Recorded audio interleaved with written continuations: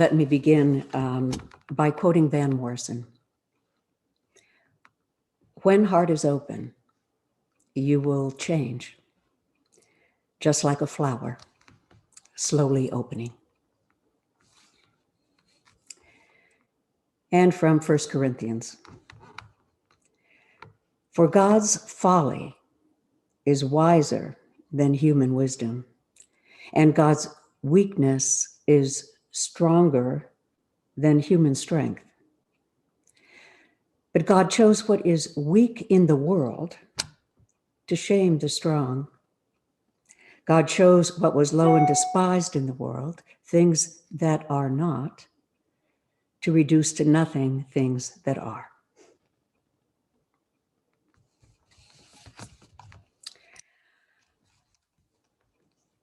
I'm going to share a personal experience, personal stories today. I'm going to be talking to you about the morning that Mark died. And I'm also going to share with you one of my favorite poems by Judith Wright. We've been talking about weak theology and strong theology. These are categories that have been defined by John Caputo, who is a theologian philosopher. Actually, he might say a philosopher theologian. And before Mark died, I had not read John Caputo. The categories of weak and strong theology were not pressing in my mind. Although once Jack Caputo started to describe them in a number of his books, I recognized them. Okay.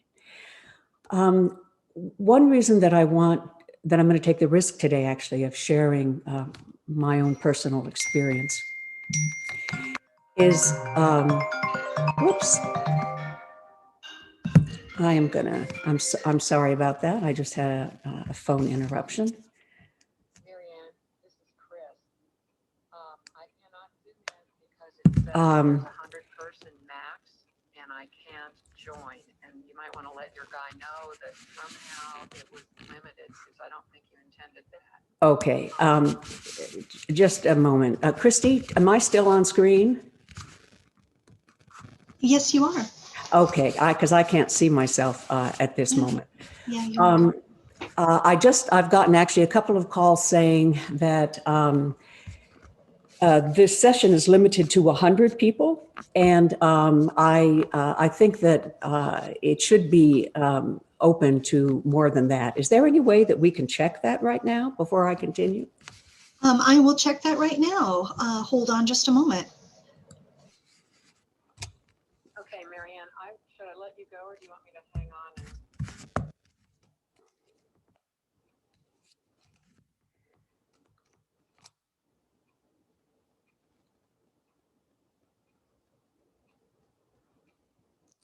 Because we should, this particular meeting should definitely accommodate more than 100 people. But if that's the case, I mean, I will. I'm going to continue. The reason that I am going to share my own personal story today is because what happened the morning that Mark died, which was one of the hardest days of my life, and where reality was really writ large that day. What I experienced on the morning Mark died, I think, is illustrative of what John Caputo is calling, quote unquote, weak theology, and what he also describes as an event. And I will give us a brief summary of strong theology, weak theology, and introduce the idea of event to you this morning. And what my experience on the morning that Mark died gave me, underscored for me, is a deep existential trust in life, in this one wild and precious life. And when I came across Jack Caputo's work, about weak theology, strong theology. I mean, strong theology is sort of a narrative that the classical theists have embraced.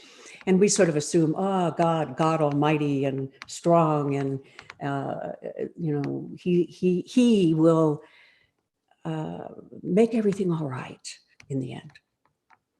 And that's a narrative that I think many of us have lived with, and just sort of assume that that is the descriptor of the nature and character of God, if you will.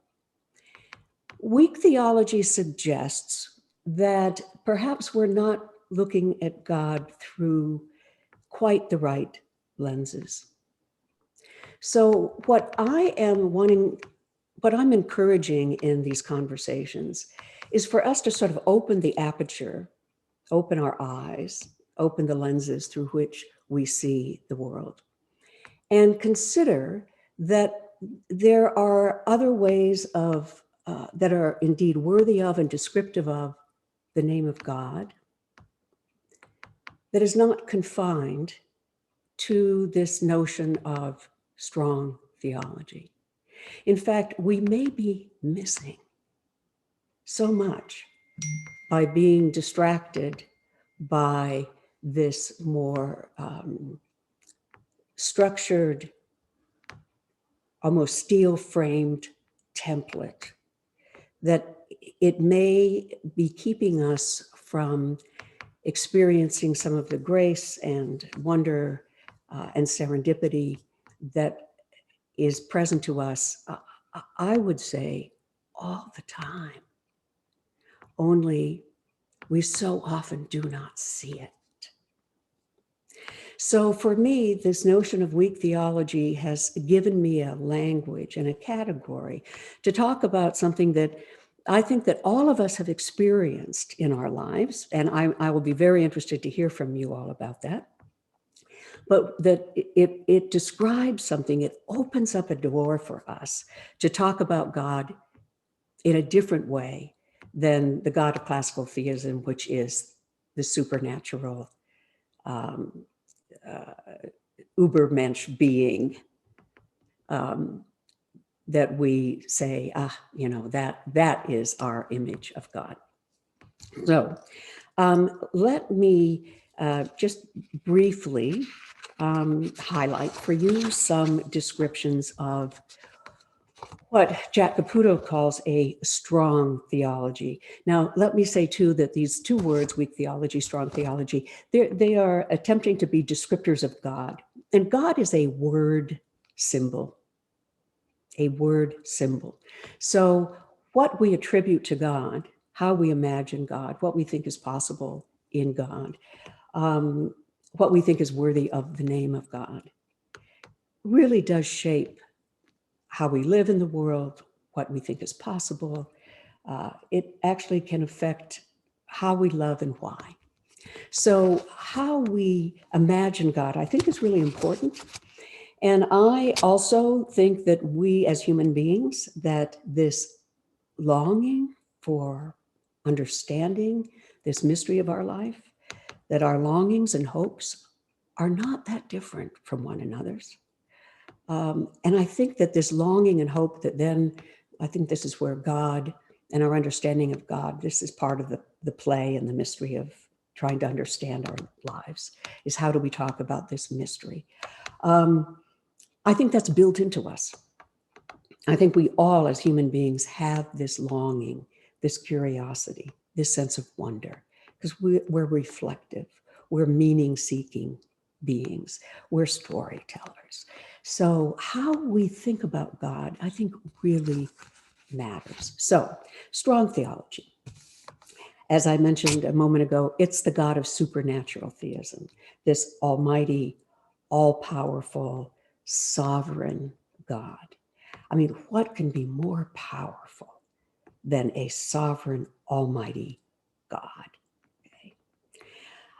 What power could be more than a sovereign God?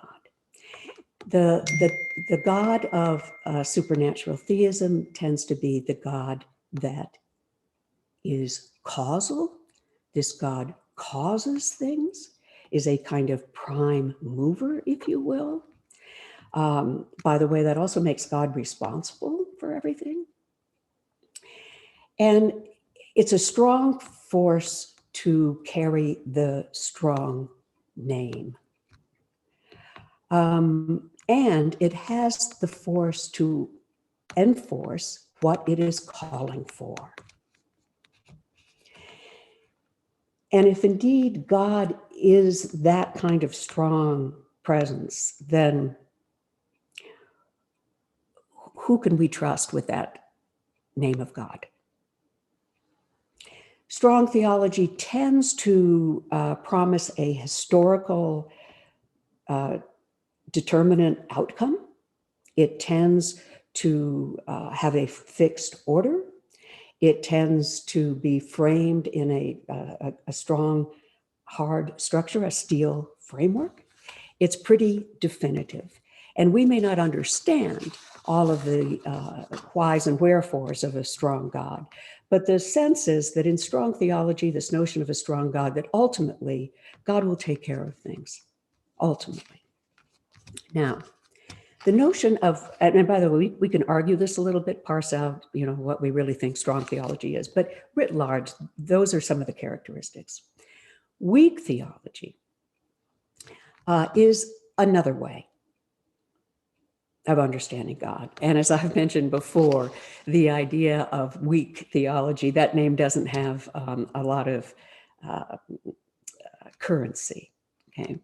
But the notion of a quote unquote weak God is a God that is not causal, does not move by force or invasion, but by attraction.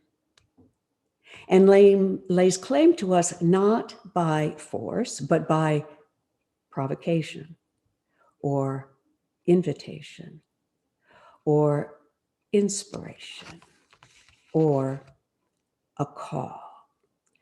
Now, I had a really helpful email from someone last time saying, if you're suggesting that God is more of a call, but saying God is not a being, how do you put those things together? Because saying God is a call or a summons sounds like it is coming from a person or an entity. So that was a really helpful comment.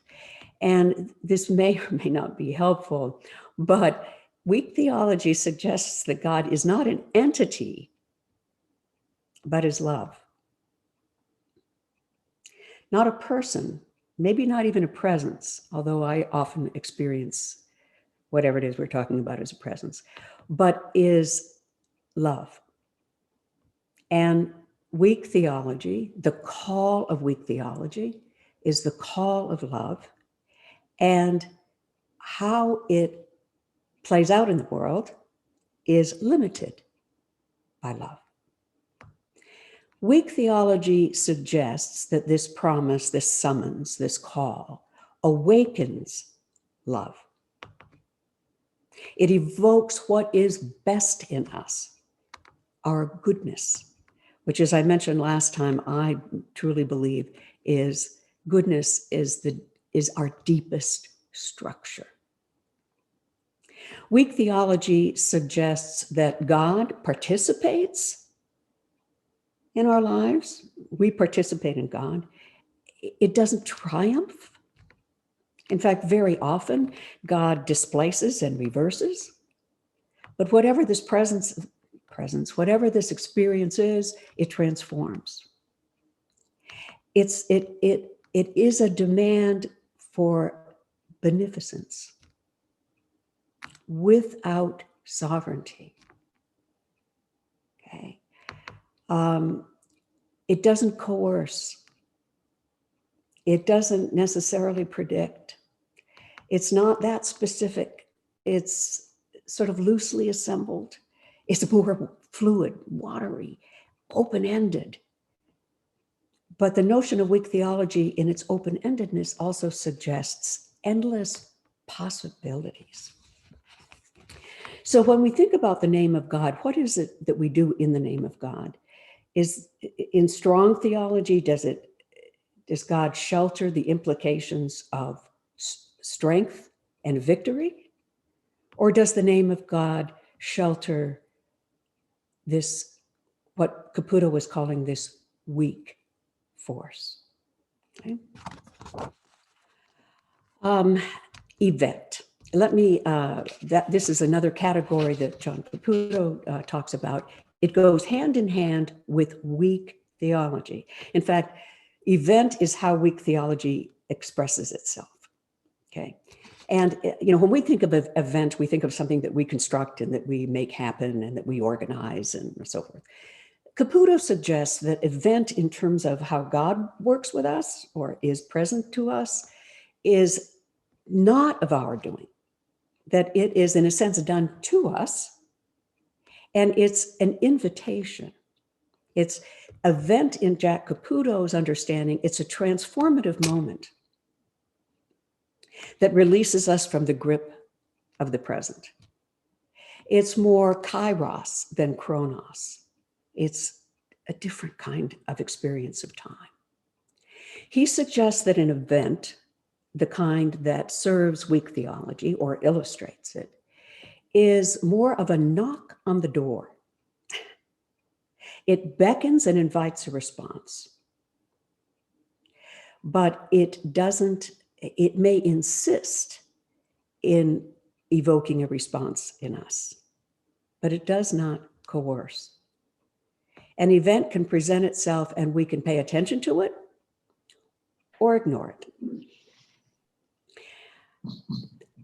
He suggests that event makes it impossible for the world to close in on itself. That an event kind of takes us beyond ourselves and points beyond the loss or circumstances of any given day. That's very descriptive of what I experienced the morning Mark died. Event, as I said, as weak theology is suggested to be, is a call, a summons to stay open. Unlike strong theology, it kind of defies strict definition. Okay, they're not absolute, even as they may speak very directly to you. An event will catch your eye and your heart. Jack Caputo has 3 lovely phrases. He says, an event is the gravity of grace, the graciousness of gift, the chance of the serendipitous. And those 3 things are very descriptive of what I experienced the morning Mark died. The gravity of grace, the graciousness of gift, the chance of the serendipitous. Events don't require articles of faith. They are, they don't, as I said a moment ago, they don't guarantee success, but rather they suggest that we live in a world of endless possibilities. So these are notions that I invite us to play with and reflect on. Strong theology, weak theology, event, and I'm going to give you illustrations of event in the morning Mark died and in this poem that I'll share with you in a little bit. But why I'm interested in this is that there's something about this notion of weak theology and event, as Jack Caputo talks about it, that for me reflects much more of my experience of my life, my experience of the world, my experience of what then I might say, oh my God. Much more than that kind of classical theistic understanding of the God, of the sovereign God, the almighty God, of strong theology. As I've lived my life, I'm 69 years old, I'll be 70 in January, that doesn't really match my experience. It is more of a thought that perhaps I've been encouraged to use to measure what is happening in my life, but it hasn't really addressed my real experience. Weak theology and what Jack Caputo is calling an event does. And I'll be very interested to hear from you to see what you make of this, and if indeed weak theology actually describes something for you as well. So we will get to that. So just to sort of sit with this weak theology, strong theology event, I'm going to have Christy play the song that we actually tried to play last time, No Love, You're Not Alone. It's a song by Jacques Brel. It's from the 60s. It was a Broadway play. And in its own way, I think that this song describes weak theology. It's like, no, love, you're not alone. You know, it's all right if you cry. Sometimes things don't turn out right. All we can do is try. But no, love, you're not alone. So come on. Come on. And this song is a lover talking to her lover saying, you know, oh, love, you're not alone. Let me hold you for a while. I'm here. But I suggest that we can also hear this song today as love speaking to us and addressing us as love as well. No, love, you're not alone, says love to us. Okay, so this song is about 5 minutes, but it'll give us another way to sit with this thought of weak and strong theology, and maybe this song even harbors an event in its own way. So we'll listen to Amanda Bloom singing Jacques Brel's "No Love, You're Not Alone." And by the way, this in this time of COVID and in this season, this is maybe something we need to be reminded of. We're really not alone. So Christy, would you cue that up and play that for us? A little bit about the morning Mark died. But let me also include this. I don't know if it was a week before. I mean, we didn't know exactly when he would die, of course, but I remember looking at him. We were talking, and this is going to be a little hard to communicate, but as I was looking at Mark and I knew he was dying, and we were talking, and so here was Mark, almost translucent, and you know, totally himself, and I knew he was dying. I had this experience of feeling like I was seeing God, all of it. Mark's being there, knowing he was dying. It's like, oh, all of this is God. By the way, there was a time with it. We were at Ring Lake Ranch in Wyoming doing a session, and you know, Marcus showed up at Ring Lake Ranch with a T-shirt I'd never seen him in before, and it said, you know, behind this T-shirt is a Norse god. And some people, of course, thought Marcus was a god. I did too sometimes. I'd met his mother, but never his father. But it's what I experienced in seeing him and in his dying process. As I said, I can't really articulate this, but it's like all of that was, it's like, oh, I am beholding something about God. The morning Mark died. Harper and Row, Harper One is what it's called now, is Marcus's publisher. And Harper One had sent Marcus 24 tulips. This was in January, but the tulips, oh, it made it look like spring. And so there were these 24 tulips that, you know, we put in a vase, and you know how tulips kind of grow a little bit over time. And I mean, they were glorious, glorious. So the morning Mark died, I would say it was 10, 15 minutes after Mark died. The petals on those tulips started to drop one by one, and then in these sort of silent clusters. And I remember looking at these tulips and kind of being amazed that they went from being in full form to just petal by petal, silent cluster by silent cluster dropping. And I mean, it was like they mirrored my own tears. And my experience of seeing those tulips was that somehow they were empathic. They were participating with me in this moment and mourning of loss and sorrow.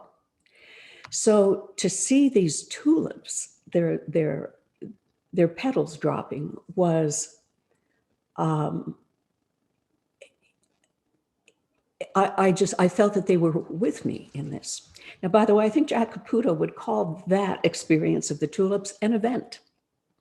Okay. So we called the funeral home. And by the way, I had picked a funeral home. We were new to the area. We'd lived in Portland for over 20 years, and then we moved to Central Oregon. We didn't know anybody here. I didn't think, anybody knew us. I made a call weeks before about a funeral home that was between Bend and Powell Butte, where we lived. And so it was really a random thing. So we made the call to have the funeral home people come. And the director of the funeral home arrived. And she was probably in her early 30s. She was beautiful. She was pregnant. And she arrived and she said to me, when I learned that it was Marcus Borg, I knew I had to come. Kelly had Marcus as a teacher at Oregon State. Kelly, the director of this funeral home, knew who Marcus was. She had a little sense of what this loss was personally, but also publicly. And she said to me, well, gosh, Marcus was my favorite professor. Well, he was mine too. And for me to have Kelly arrive when I, felt really like a stranger in a strange land, and here I am in a very unfamiliar landscape. And the director of this funeral home happened to know who he was. So she came and was really a witness to Marcus and to my loss, and as I said a moment ago, to the public loss. Well, that's amazing, I thought. It's like, what are the chances of that? And as I said, Kelly was pregnant. And there was something about that too. It's like Marcus just died. And here's Kelly, and she's pregnant. So I said to Kelly, well, if it's a boy, you should name him Marcus. Well, it was a girl, and her name is Charlotte. But so here, the petals from the tulips, the funeral home director, Kelly, who actually knew Marcus. Then what they brought along with the gurney was a patchwork quilt to put over the body. And so, Marcus was laid out on the gurney, and I actually picked up the petals and covered his body with them. And we pulled up the patchwork quilt and tucked him in. And I said to Kelly, patchwork quilt, I said, Kelly, did Marcus ever talk about the patchwork quilt? And she said, I don't think so. And I thought, no, he probably didn't, because talking to an academic audience and talking to a church audience were kind of two different ways that he would communicate some things. And I said, Marcus would talk about a patchwork quilt. And he borrowed this image, incidentally, from Sally McFaig, who's a wonderful theologian. She's also gone now. But people would say to Marcus, the world is so complex. There's so much to do. Theologically, we're so stuck in this, what he may have called an old paradigm, the God of supernatural theism, and that strong theology. How are we going to work through this? It just seems so overwhelming. And Marcus would say to folks, consider the patchwork quilt. He would say, determine what is yours to do. Do what is yours to do. And just do that. And he said, and if we all do that, we can come together and present something that is more than we ever could have imagined. So here on the morning Mark died, we covered him in a patchwork quilt. Now, for me, that represented so much about his work, about how he encouraged us, about his sort of word to carry on. The patchwork quilt was a wonderful symbol of so much of what he talked about and what we all struggle with. What can we do? So that also was remarkable, that the patchwork quilt ended up being what we surrounded him with. I think Jack Caputo would say that the presence of the patchwork quilt, that's an event. You know, it's not none of this was anything I contrived. I would not have imagined that the tulips and having Kelly and Kelly being pregnant and a patchwork quilt, I would never have asked for those things to show up on the morning Mark died. But the fact that they did spoke to me so personally, so intimately. I felt located in this foreign land. I felt addressed personally, deeply. I felt known. And these things happened on the morning Mark died.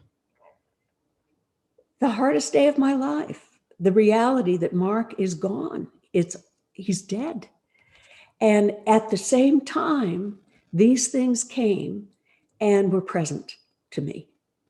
And it's, you know, when Caputo says an event almost, it makes it impossible for you to turn in on yourself. It catches your eye and your heart.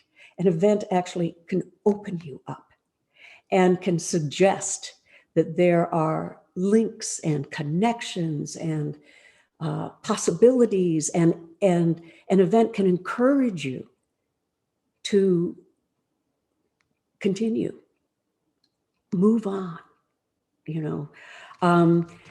So my experience the morning Mark died, and these things that I've just shared with you,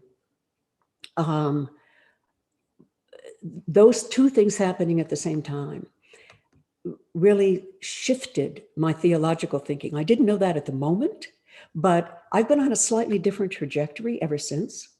I think my life journey in some ways has been a tension between existential dread and existential trust. Well, the morning Mark died, existential trust made itself manifest. It's like, yes, Mark died, and I have been puzzling about this and thinking about this ever since. The events that happened that morning have actually sustained me. It'll be 6 years in January since Mark died, but there's something very sustaining and very, in its own way, very robust about what happened that morning. Let me mention one other thing that happened that morning. I took our dogs, Abby and Henry, out for a walk. It was an absolutely beautiful day. It was a crisp January day. There wasn't a cloud in the sky.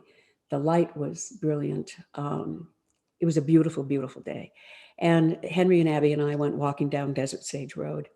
And I thank God that I just didn't kind of keep my head down and didn't notice the beauty of the day. There was a rainbow patch in the sky. And I'd never seen anything like that. Some friends of mine told me later that it's a sundog, but I'd never seen anything quite like that. I mean, it was a patch of rainbow. Okay. And I actually took a picture of it with my iPhone because I wasn't sure if I was really seeing it or not. That patch followed us seemingly down Desert Sage Road. And I saw that patch when I went out for the next 3 days. It's true. So, I mean, what do you make of that?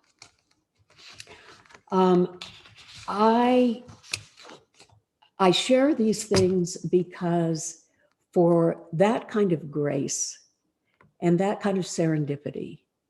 And that happened on the morning Mark died, I think says something to us about what this world of possibilities is about. Yes, there is death. Yes, there are things that don't turn out. We're not in control of this.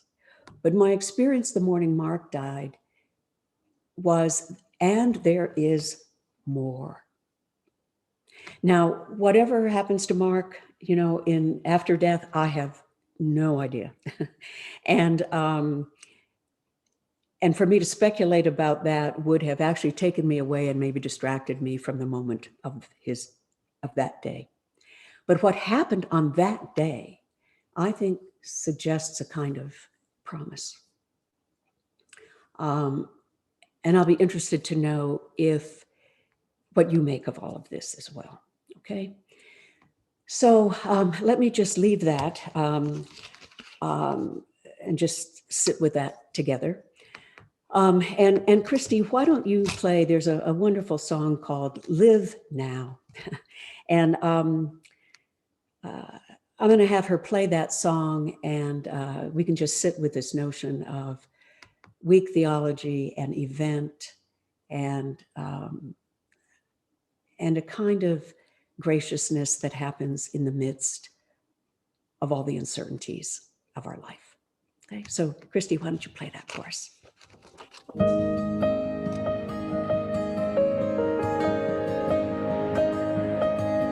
There's a whole wide world right under our feet.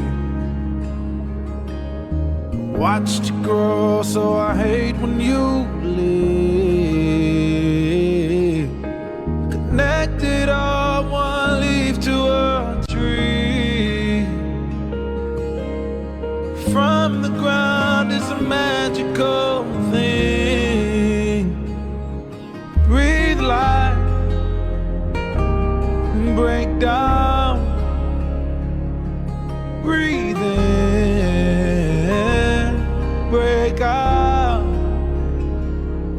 This water, this breath will be how we remember everywhere and everything.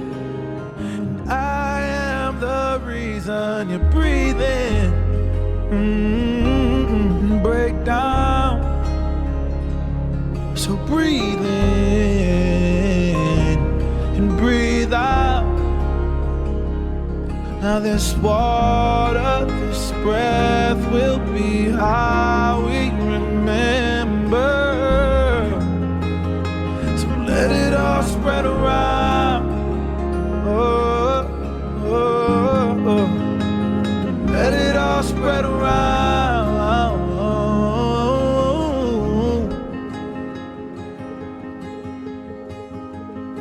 So let me bring you back to life again. Oh, let me bring you back to life again.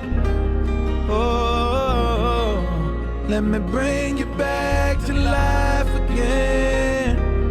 Oh, let me bring you back to life again. Oh.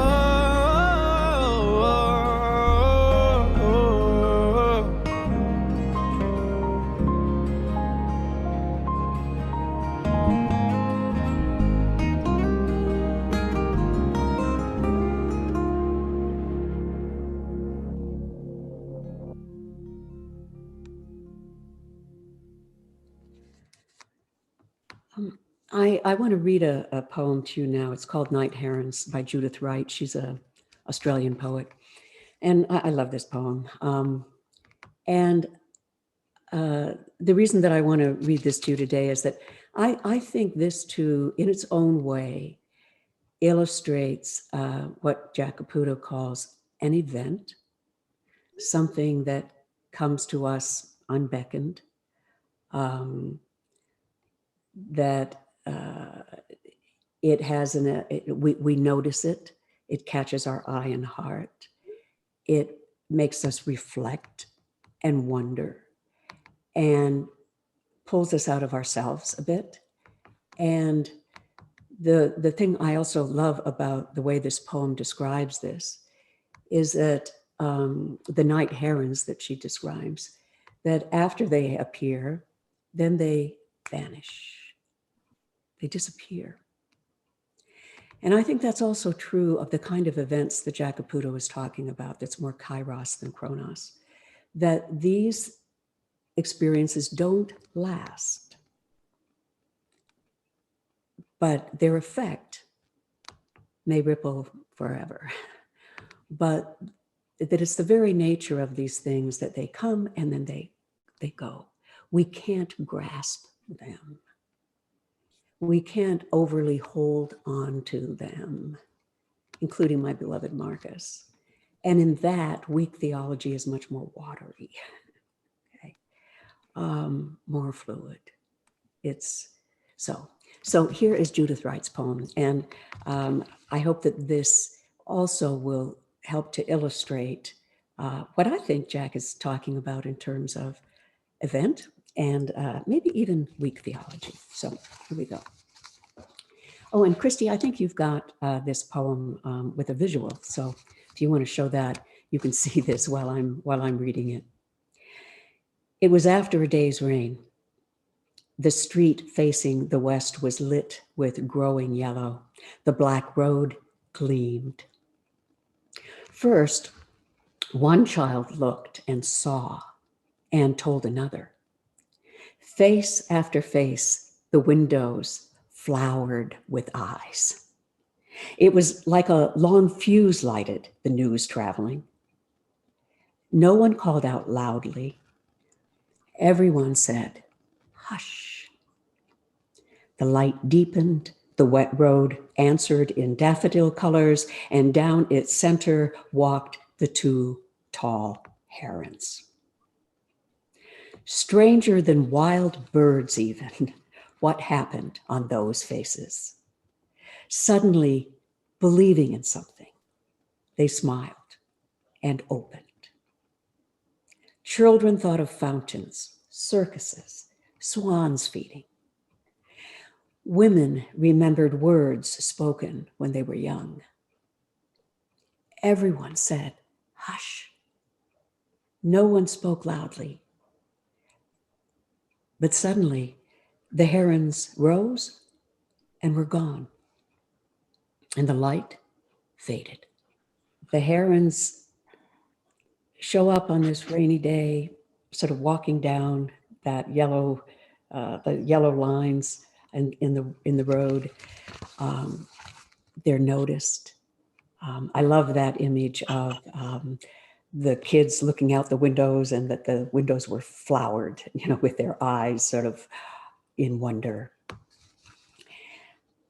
And stranger than wild birds, even what happened on those faces, suddenly believing in something.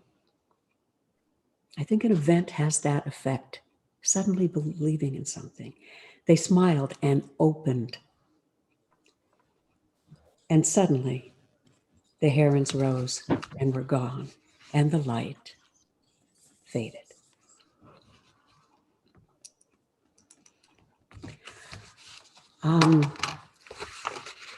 I would now like us to,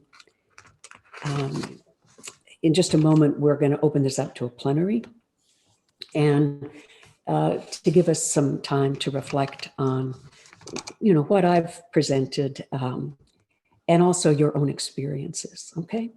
But before I cue you about that, I'm going to read our Listening Hearts, it's the Discerning Listening Guidelines that are offered by Listening Hearts Ministries. We have a copy of this on the Marcus Borg website, and Christy also will show this. I'm going to read these 10 guidelines. I think that they are a good courtesy for listening and for speaking. So I'm going to take the time to read these 10 because I think that this is kind of how we do our hospitality in our as we talk together. Take time to become settled in God's presence. Listen to others with your entire self, senses, feelings, intuition, imagination, and rational faculties. Do not interrupt. Pause between speakers to absorb what has been said. Do not formulate what you want to say while someone else is speaking. Speak for yourself only, experiencing your own thoughts and feelings, referring to your own experiences. Avoid being hypothetical and steer away from broad generalizations. Do not challenge what others say. Listen to the group as a whole, to those who have not spoken aloud as well as to those who have, and generally leave space for anyone who may want to speak a first time before speaking a second time yourself. And then finally, hold your desires and opinions, even your convictions, lightly. Thanks, Christy. Now, these guidelines are not easy to maintain, but I think that they are wonderful guideposts for us and just worth considering. I myself break them all the time, but I think that this is good courtesy and good hospitality in our talking with each other. So what I'm going to do, I want to ask you, what do you make of this contrast between weak theology and strong theology? Do you think it's important? Does it give us, does it widen our aperture for how we might think about God? Does it give us permission to consider that God might come to us and be with us in other ways than just this strong, triumphal, we know how it's all going to end. It's all going to end fine because God's going to make it all right. What are the pluses and minuses of weak versus strong theology? By the way, strong theology is very attractive. I mean, we'd love the kingdom of God to be like that. I don't think that's how it rolls. But so weak theology and strong theology. The description of an event, and I gave you my experience of event on the morning Mark died. And also I think the poem from Judith Wright, Night Herons, sort of describes what the coming of an event is like. It comes into our lives. What do you make of that notion? And then, if I'd love to hear some of your own experiences. If you've experienced God, maybe you've experienced God in more strong theology, and maybe the weak theology idea really addresses you differently. But I'd love to have a sense of what you were making of all of this. And as you know, the overall arching title for this season, for this year, is Going Home to Another Way. Not just by another way, but that going home to another way. That maybe what it's like to be in God is maybe a little different than how the triumphalists would like to imagine. And I would suggest that the power of weak theology is the only power that will really save us. But I'd love to have your thoughts on all of this. So I'm going to ring the bell. I'm going to give us 1 minute of silence to just see what thoughts come up for you and what you might like to share with the group. And then I'll have Christy say a little bit about how we're going to decide who goes first and second and all, okay? But I'm going to ring the bell. I'll ring the bell after 1 minute. Just sit with this and see what emerges and what you might like to share this morning.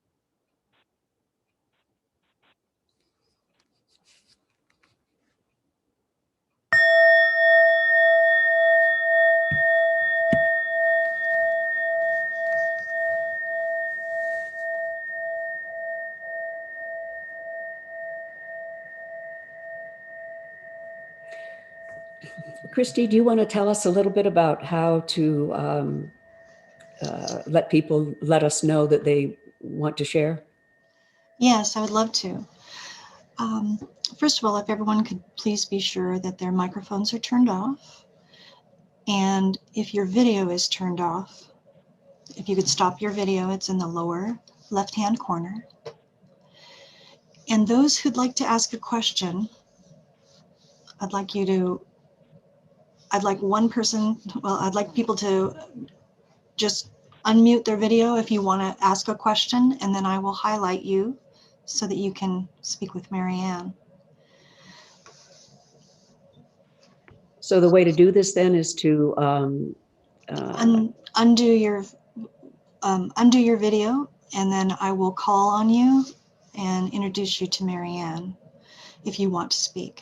So, but they need to highlight the video if they do want to speak. Is that correct? Because that's what shows up.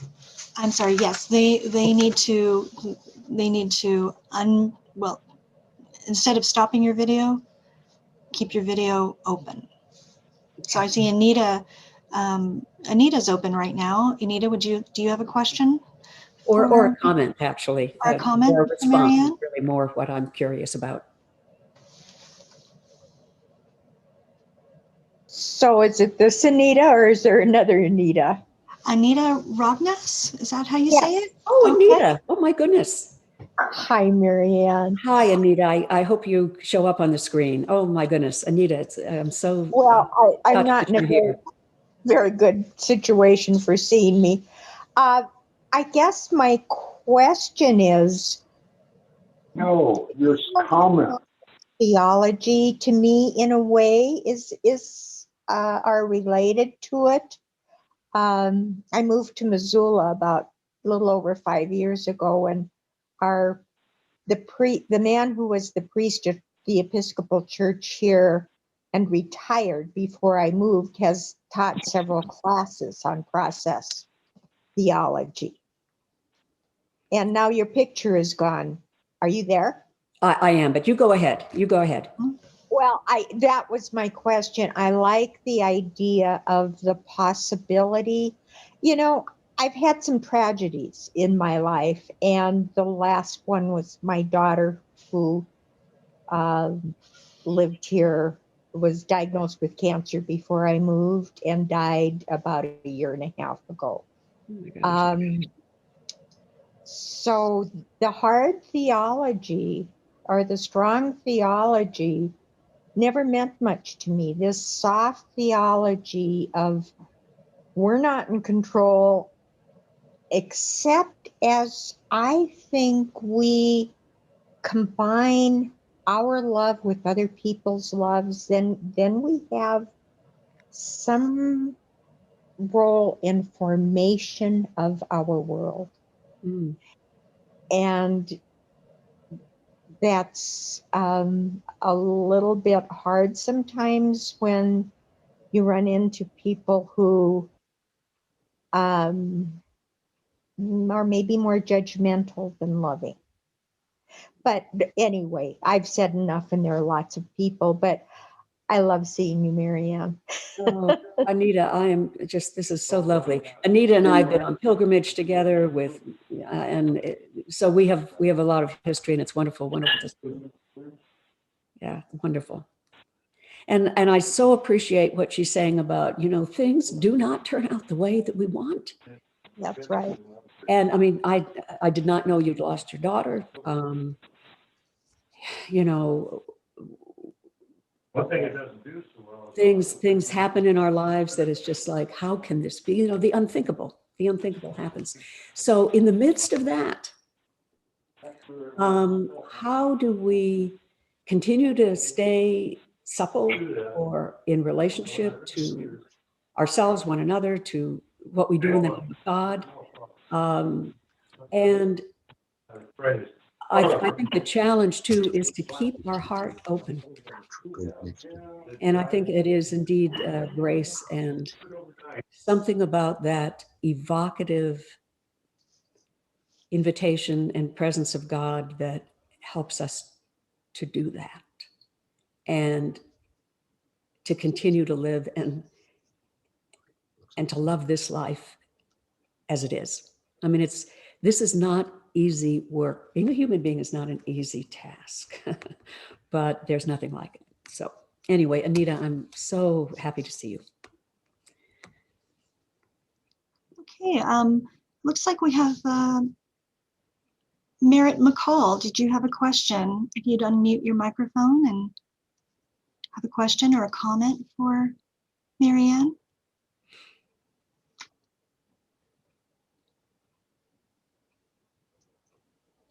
No? Okay. All Thank you. right. No, Does but anybody thank- else want to share something and There we go. reflection and experience? Anybody else? Let's see. What you make of this weak, strong theology stuff. And, you know, for me, it's an important conversation to have because I think it will open up our vision. I think a lot of these things are on the peripheral in a way, but that once we turn to some of these things, it can transform our sense of what's possible in the world. I think there is goodness deep in the structure of things. So, and goodness visited me on the morning that Mark died. We have Robert Williams. Robert, do you have a comment or a question for Marianne? Yes, I have a comment. I appreciate what you did this morning very much. I have been reading recently Bishop John Spong's book, Unbelievable. And it sounds so much like the directions he's gone.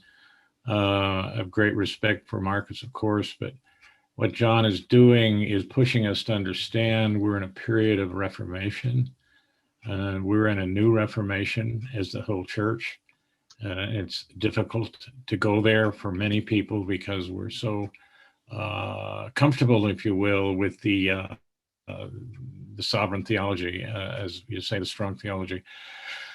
I think Caputo's idea of the weak theology makes sense to me personally, because I've had events that speak to that, and just say I appreciate what you're doing. Yeah, thank you. You know, I think we are in a huge transition. Our humanity, the state of the planet, certainly, you know, how we're thinking about theology, how we're reflecting on the nature and character of God, what we think is possible, how we go about it. The thing about strong theology that gives me the willies a little bit is that because it is a strong theology, it risks violence. Weak theology risks love. And I think the only way that we are going to make it is to continue to risk love. And by the way, for those for whom a certain way of understanding God has given them a sense of stability and maybe even hope, you know, it's going to be all right in the next life at least. I let that continue to work for you. Okay. I mean, if it's working for you and it sustains you and there's a kind of solidity in that, fine. I think that who I'm speaking to is those for whom maybe that isn't addressing us as intimately and as honestly as we want to be addressed. So I think that this notion of weak theology gives us permission to be a little bit more honest about our journeys. And for me, it's kind of funny language, but God does not disappoint. I will not leave you comfortless. Even on the morning that Mark died, which was, you know, but I was not left comfortless. And for me to experience that on the morning that Mark died was amazing, okay? And that's why this has really struck me so profoundly. And let me say that what happened to me on the morning Mark died, I think that kind of stuff happens all the time. I mean, it happened and it was very specific to me. The tulips from Harper and Row, Kelly, who knew Marcus, being pregnant even, the patchwork quilt, and then the patch of rainbow in the sky. I mean, all of that addressed me very, very personally. So they may seem very specific to me, but I think that that kind of thing happens all the time. It's not magic. It's something else. And yet, so often we do not see it.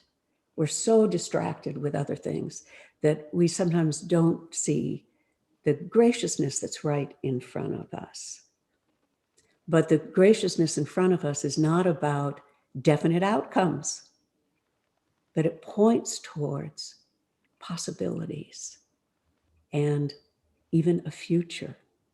It's one reason that those things really sustained me in my first really tough years of grieving Marcus, when I really didn't care that much about going on.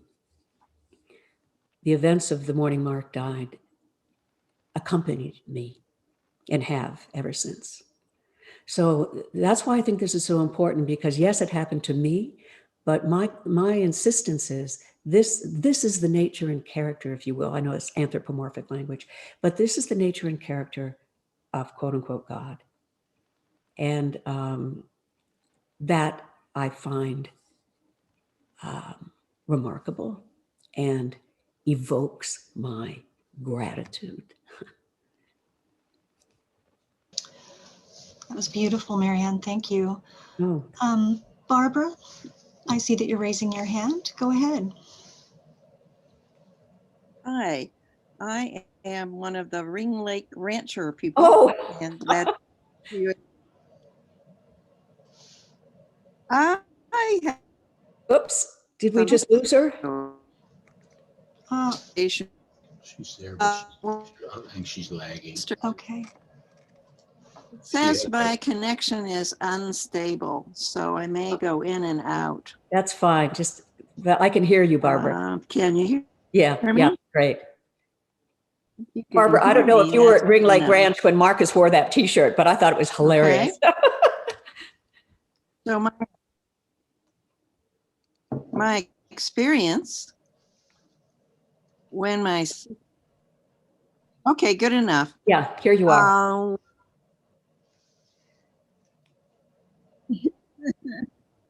Yes, truly. So my sister, we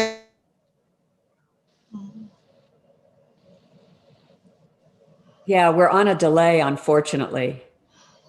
I'm sorry, Barbara, we can't seem to, it looks like we've lost you there. So maybe we'll go on to another person. Barbara, Sorry if you know about how to that. chat, I don't know how to chat, but if you know how to put something, I would love to hear from you, and I can be in touch with you. That would be great. Yes, yes. great. You bet. So sorry about that, Barbara. Yeah. If we could have Orally, looks like you have a question, Orally.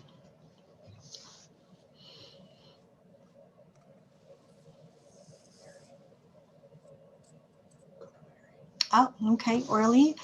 How about, is it Kel Johnson? No, AJ? Is it? this is a little bit off the topic, but I was very frustrated this morning. I logged in at 5 to 6 minutes before it's supposed to start, but you'd already reached the 100-person limit. I'm just hoping that you can expand that, because I think you underestimated the enthusiasm of people to join you on these second Saturdays. I mean, it's a marvelously refreshing presentation and discussion, and I feel, well, I just missed the first half of the first hour where you were discussing the weak theology, and my wife couldn't get in either. She said, "Take notes." Well, I couldn't even take notes. I'm hard to take notes on, though. Well, But if I could address that for you, Kel. Unfortunately, when the invite was sent out, unfortunately there was a limit on the invite accidentally. Accidentally, So because thanks, Christy. I'm going to interrupt you though. I make sure that we can have more than 100. I mean, actually, I go up to, over 300 or 500, whatever it is. So that is usually part of the scheduling of our sessions.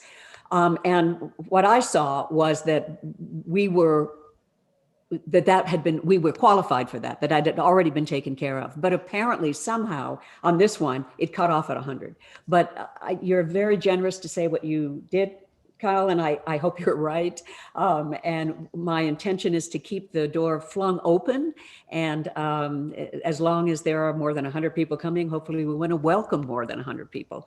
So it was something went amiss today in terms of that being the case. But I have tried to, our intention is to keep the doors open. Just like in the kingdom of God, the doors are open, there's no in and out. There's no, you're always welcome to come and go. So Also, for anyway, your nice listening, to see you, and thanks for your kind comment. great. Also, I We just will be putting this on the website, incidentally, so there will be a tape of this. Oh, good. So tune into that. So it'll be maybe slightly edited, but you'll be able to capture what we did today. That'll probably be posted by the end of the week. Okay. We have Betsy Lamb. Betsy, do you have a question or a comment for Marianne today? Well, I was one of those who just got in 5 minutes ago or something like that. I was glad I finally got in, but I didn't hear enough of what you had to say to have a question. There's a Beverly right beside me in my picture, so she has her hand up. Well, Betsy, hi. Thank you for, as I said, knocking at that door, and I'm so sorry for this particular mix-up today.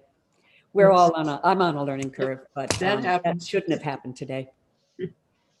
Bev Ormseth, I'm going to take the liberty of asking Bev Ormseth to speak up. Okay, thank you. She offered this wonderful quote of John Meacham's last time. So Bev, what have you got for us today? I may have shared this with you when we saw you at Black Butte in August, because it happened to me at Black Butte. And it was such an unusual, such a strange way for anything like this to occur, because I'm not a technology person. And it happened with my iPhone. And I've had an iPhone for years. But one morning I got up and I was going to look at the weather. When I opened my iPhone, it was a white screen, which I had never seen before on my iPhone. And in the middle, there was a small verse printed. I had to get my glasses in order to read it.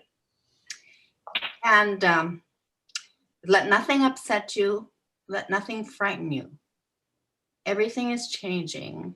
God alone is changeless. And then the rest of, I realized it was probably Teresa of Avila. Mm-hmm. But I stewed about it. It was so strange. And I questioned that kind of thing. I knew it would disappear when I used my phone, but I wrote it down, showed it to my husband. So I know I hadn't imagined this. Yeah, that's how I was, especially with the patchwork in the sky. Yeah. But the summer was a very stressful time for me, and I think for most of us. The rhetoric of the coming elections, the pandemic, all was going on, and my stress level was high. And after stewing about this for a few days, I just decided I'm going to accept that as a message to me. And that's what I did. And it has been a comfort to me. I memorized it. At my age, I don't memorize things easily, but I memorized it, and I have used it frequently ever since. Yeah. And I think I did consult with a granddaughter, who said it's probably in your files, Grandma, on your iPhone. Mm. And I did look in my files, and I found it there, but I still don't know how it got there. I don't know. I just accepted it as it was, and that's. But I would now call it an event. Yes, I would call that an event also. Yes, I love it. And John Caputo also, we'll get to this in other sessions, but he talks about weak theology and the event as being the coming of the impossible. Okay.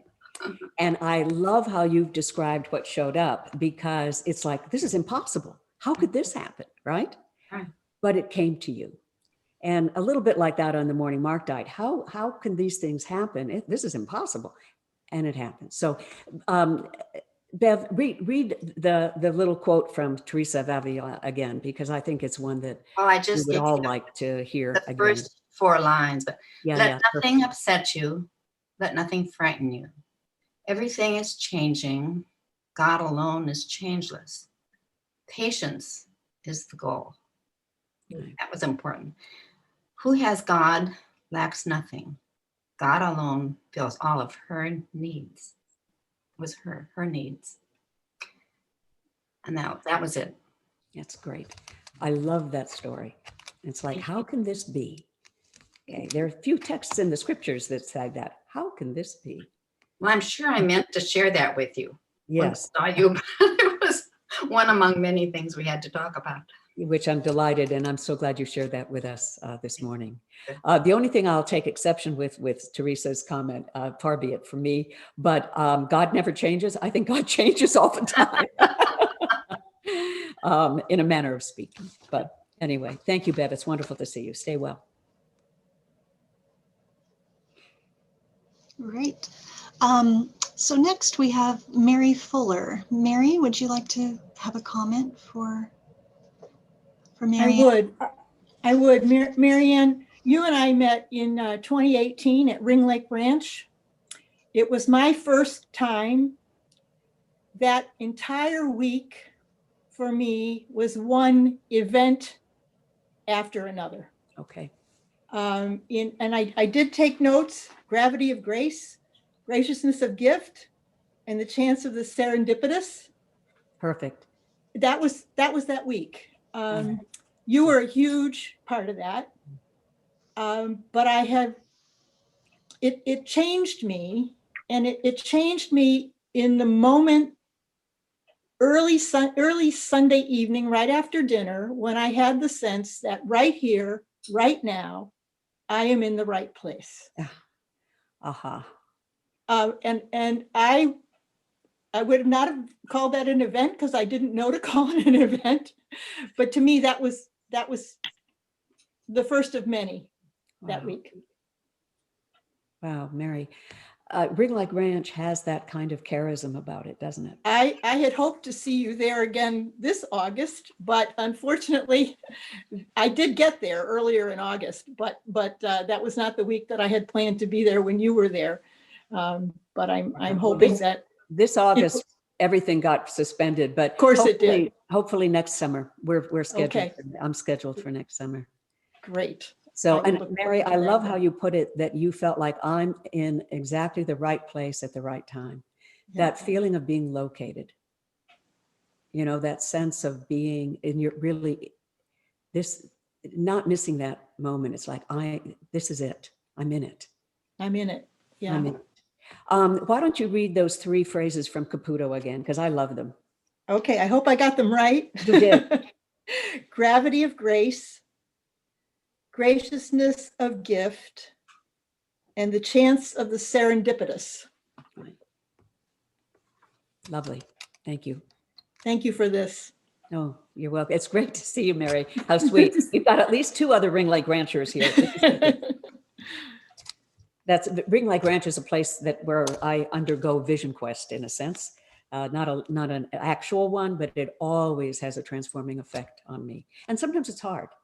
You know, but it's always, you know, it's something about event is that the crucible of the dailiness of life, the sorrows and joys, that's where event takes place. Wonderful. Thank you, Mary, for sharing. Yeah. Thanks so much, Mary. Take good care. Sandy Harlan, would you have a question for Mary Ann? Oh, just a comment. I appreciate very much your comments this morning. I've been moving in that direction for many, many years now, and just recently was able to describe it as jettisoning some of the doctrine and dogmatic things that have, you know, structured our faith, and Right. moving out into just like floating on my back in an ocean. Lovely. I've heard Marcus in person several times. I live in Indianapolis and he was there several times. I so appreciated his book, Meeting Jesus Again for the First Time. And I've read some of the others, but I don't think any of them had the impact that that one did. So thank you so much. I've had a lot of these little events, as you call them, and there simply isn't time to go into all of it. But kind of talking about weak theology and strong theology gives me a new set of language in which to describe that very structured way of looking at God and the more ethereal or less defined. So the ambiguity of the spirit and how the spirit works. So thank you so much. This is my first time to do one of these. So Oh, my dear. Well, nice. Thank you so much for your comments and for being here.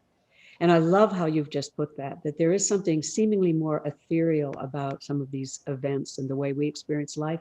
But I suggest, and I'm curious to know if you see it this way too, some of those experiences are more real. Oh, yes. Than what we think is as real. Does that make sense? Does that communicate something to you? It does to me, absolutely. Okay. Yeah, So it's like, thank this you. is like the reality that's, beyond what we might think is quote unquote real in the world, but it's like,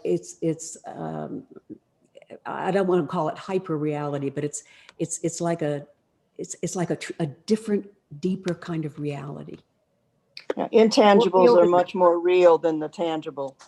And isn't that paradoxical? Yeah, yes. Yeah. Yeah. And I love what you say too about the seeming ambiguity of it. But I'm holding out that at the heart and deep structure of it all is a kind of goodness.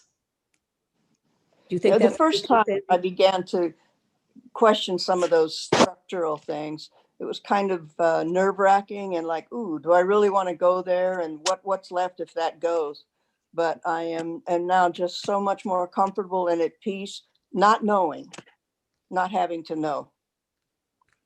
I can relate to that completely. Yeah. I too am more relaxed and at peace and trusting than I've ever been. And I've lived long enough to know that, yes, things do not always turn out right. But on a certain existential level or whatever, I am more trusting than ever. So, well, deep peace, Sandy. Thank you so much. Thanks for being with us. Thank you, Sandy. Scott Spencer Wolf, do you have a question for? Sure, I have a question. Hi, Marianne, long time no see. We were in class together with Sister Jean at Mount Angel. Oh my goodness, that's yes. Oh my dear. And I had Marcus as a teacher. He was a fill-in teacher at Mount Angel one year until they read his books, and that ended. That's right. Yeah, he seemed like such a nice guy. So 2 questions. Do you think, or a question, a comment. Do you think God changes, or our access perception to God changes as we do? Just you said something which triggered that. Yeah. Well, I'll be kind of vague and say yes to both. Okay, great. All right. Yeah, just curious. Okay, and then the other thing, I love the strong weak thing. I think the weak theology is necessary to move up in the, or not up in the sense of one is better, but further along in the stages of faith development model that Fowler has. I think that's really important. And then also something that I learned from Dr. Borg was the thin spaces model, that you really can't experience those thin spaces if you're so locked into, it has to be this way, here's the rubric. It's a magic act of some sort.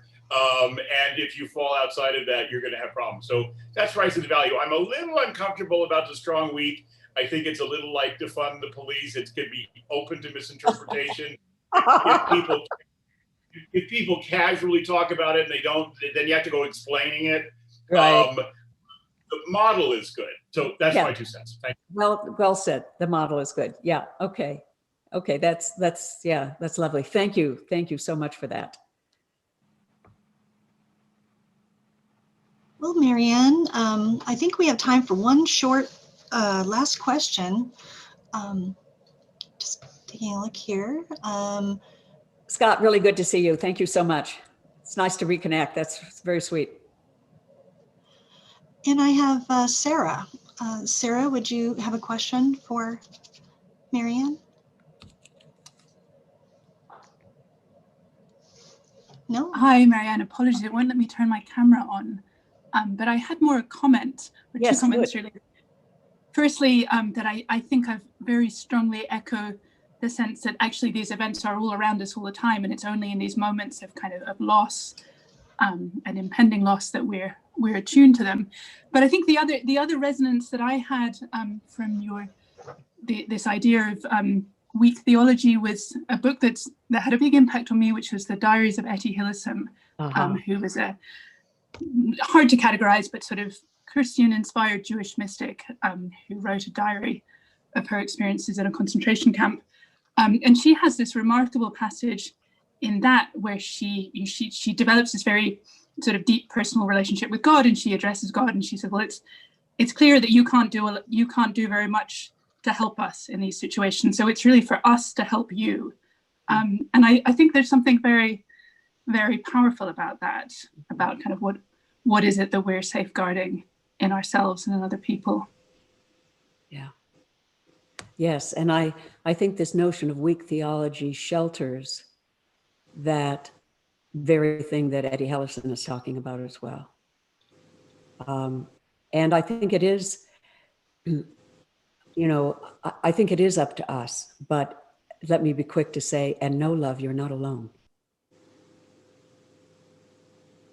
Does that make sense? Yeah, absolutely. Yeah. Absolutely. Yeah. Yeah. Well, I do see that we are come to the end of our time. Let me tell you that next month, December 12th, which will be second Saturday, December 12th, I will explore Advent, the notion of Advent, which incidentally is very much like event. It's the coming, okay? I'm going to explore a little bit about Messiah and what do we think the Messiah is and what are we hoping for or quote unquote waiting for. I'll address the Christmas stories a little bit and probably making use of the weak theology, strong theology lenses. So we'll do a bit of that exploration, and then come January, we'll have a guest, all right? But, and I will make sure that we, as I said, keep the door flung open for others who might want to come and join us. So let me close with two brief readings. One of them, well, they're both actually going to be familiar to you. As I started the morning with 1 Corinthians.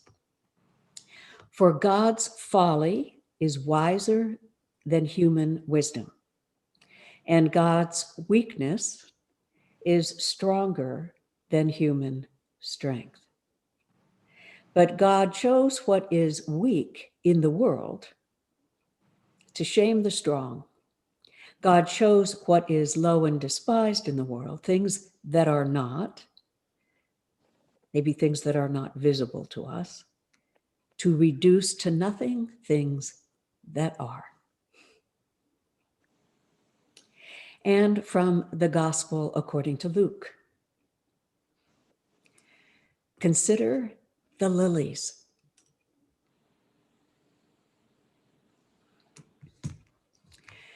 Life is short, and we do not have much time to gladden the hearts of those who travel the way with us.